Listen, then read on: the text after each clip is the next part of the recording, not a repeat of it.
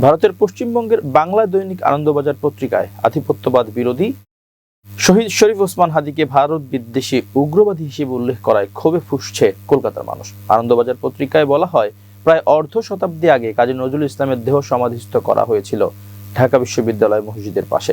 শনিবার বাংলাদেশের স্থানীয় সময় বিকেল 4টা নাগাদ সেখানেই দাফন করা হয় ভারত বিদ্বেষী বলে পরিচিত ইনকিলাব মঞ্চের আহ্বায়ক ওসমান হাদিকে।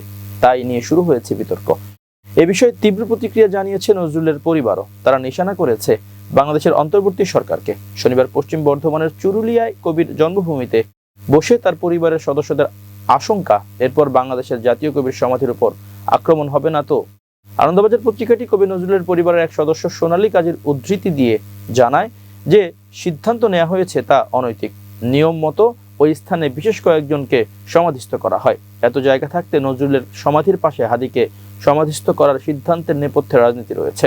নজরুল যেখানে সম্প্রীতির বার্তা দিয়ে গিয়েছেন, জাতির নামে বজ্জাতির কথা বলেছেন, তখন তার সমাধির পাশে এমন একজনকে সমাধিস্থ করা হলো সরকারেরই নির্দেশে। তার আশঙ্কা আগামী দিনে হয়তো কবির সমাধিও ওখানে থাকবে না। তবে আনন্দবাজার পত্রিকার এ ধরনের প্রতিবেদনে তীব্র অসন্তোষ প্রকাশ করেছেন সেখানকার বাঙালিরা। খোদ ঢাকায় অবস্থানরত কাজী নজরুলের পরিবারের সদস্যরা বলছেন, সোনালী কাজী অপপ্রচার চালাচ্ছেন। শহীদ হাদি ছিলেন বিদ্রোহী কবির সার্থক উত্তরসূরি। সেই হিসেবে নজরুলের মাজারে হাদির কবরস্থ করা যথার্থই হয়েছে। কলকাতার নিউ টাউনের রমেশ শীল বলেছেন, ওসমান হাদি ভারতের শত্রু নয়, তিনি ভারতের বিজেপি সরকারের একচক্ষু নীতির বিরোধিতা করেছেন। তাকে উগ্রবাদী আখ্যা দিয়ে আনন্দবাজার পত্রিকা সাংবাদিকতার নৈতিকতাকে প্রশ্নবিদ্ধ করেছে। অন্যদিকে কলকাতার নিউ মার্কেটের কাপড় ব্যবসায়ী দীপন রায় বলেন, শহীদ হাদি আমাদের চেতনাকে জাগিয়ে দিয়েছেন, তিনি বাঙালির জাতির প্রেরণা। তাকে হেয় করার জন্য আনন্দবাজার পত্রিকা যা করছে তা ঘৃণ্য অপপ্রয়াস ছাড়া আর কিছুই নয়।